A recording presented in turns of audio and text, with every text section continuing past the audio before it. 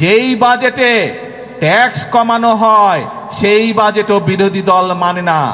আজকে সকালবেলায় আসার সময় যখন আমি প্লেনে করে এই কক্সবাজার আসছিলাম, তখন আমি প্লেনে বসে বসে পত্রিকাগুলো দেখছিলাম যে কি কি সংবাদ করেছে।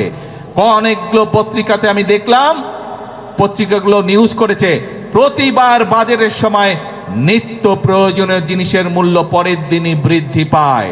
আল্লাহর রহমতে আলহামদুলিল্লাহ, শুকুর আলহামদুলিল্লাহ, এইবার বাজেট দেওয়ার পরে এখন পর্যন্ত কোনো জিনিসের দাম বৃদ্ধি পায়নি।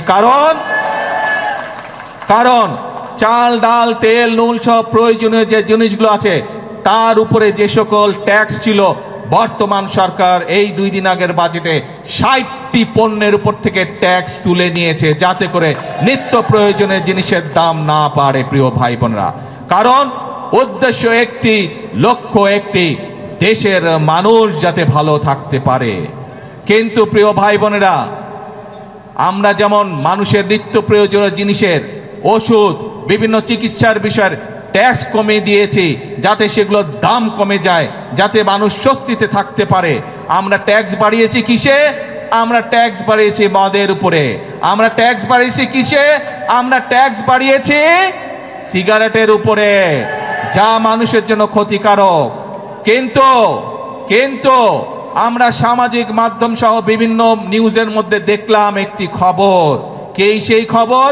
বিরোধী দল দেখলাম বলছে যে এই বাজেট তারা মানে না, গণবিরোধী বাজেট মানে না। প্রিয় ভাই বোনেরা, আপনাদের কাছে আমার প্রশ্ন, দাঁড়াও, প্রিয় ভাই বোনেরা, আপনাদের কাছে আমি প্রশ্ন রেখে যেতে চাই, যেই বাজেটে ট্যাক্স কমানো হয় সেই বাজেটও বিরোধী দল মানে না।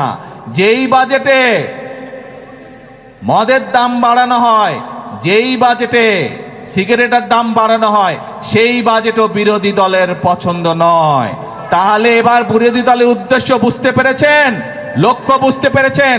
তাদের লক্ষ্য বা সরকার এবার যে বাজেটটা করছে, আমি একজন মধ্যবিত্ত ঘরের সন্তান হয়ে আমি অত্যন্ত খুশি হয়েছি। কি জন্য খুশি হয়েছি?